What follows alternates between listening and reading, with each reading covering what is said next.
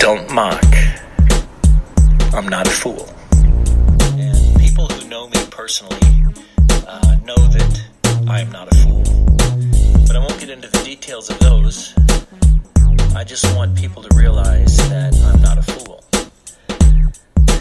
Don't mock. I'm not a fool.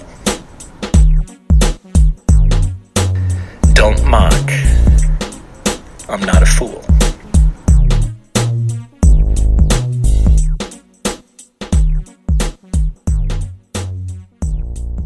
Hey there, it's Coach Cole here, and welcome to Leadership Lessons. Today I want to share a really quick lessons in relation to questions. Now, having the skill to ask great questions is something that all leaders should aspire to, because asking great questions allow us to create greater buy-in, build trust, and get greater rapport. But often as a leader, we feel compelled to tell and direct.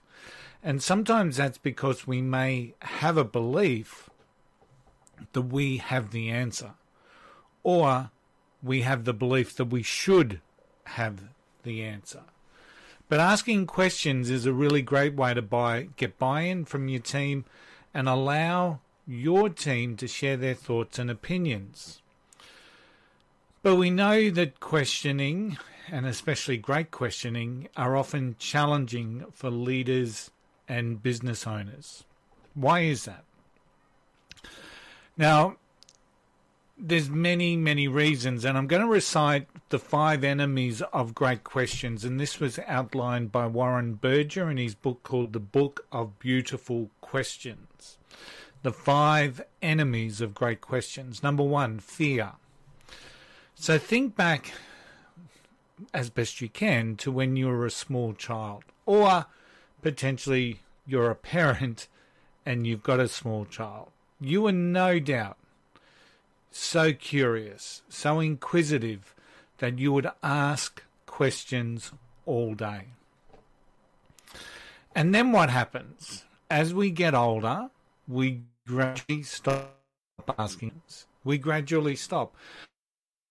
Until about teenage age, in that teenage era for ourselves, when a lot of our own questions are directed inward and not outward, we stop asking questions. So why do we stop? And it's fear.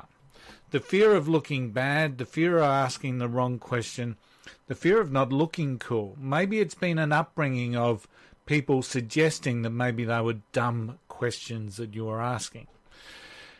So the fear of asking questions is number 1 on the list of the 5 enemies of asking great questions. Now, unless we get over that fear, we will always struggle in this particular area of leadership. So we need to think about, reflect back on ourselves, and when can you use questioning instead of potentially just that old tell and do. But also think back in all the areas of your life. What are those areas that you will be able to gain some benefit of when you start asking great questions? You know, personal relationships, family matters, business, career. The number 2 enemy is knowledge. Now, as we actually accumulate knowledge, the more we know, the more we believe we know, and the less curious we become. Now, isn't that interesting? The more we know, generally, the more we believe we know, and the less curious we become. Now, this can be critical, as especially now, the world is moving so quick. So imagining what sort of damage can be done by maintaining the status quo of our knowledge, or believing that the knowledge that we have is enough, while the world continues to change so quick. The dynamic nature of the world should actually be really forcing us or challenging us to ask better questions, to ask great questions. So how do we effectively grow our knowledge is for us to understand, so that we have to be open to growth. Because if we allow our current level of knowledge to be the determinant for us in this dynamic world, we're going to start going backwards. Number 3 and number 4 go hand in hand. We've got bias and we've got hubris. Now, everyone's got our own biases, and these are usually conditioned on how we're brought up. It's what we read, it's what we watch, it's what we listen to. We've got our view of the world, we've got our perspective, we've got our agreement with reality.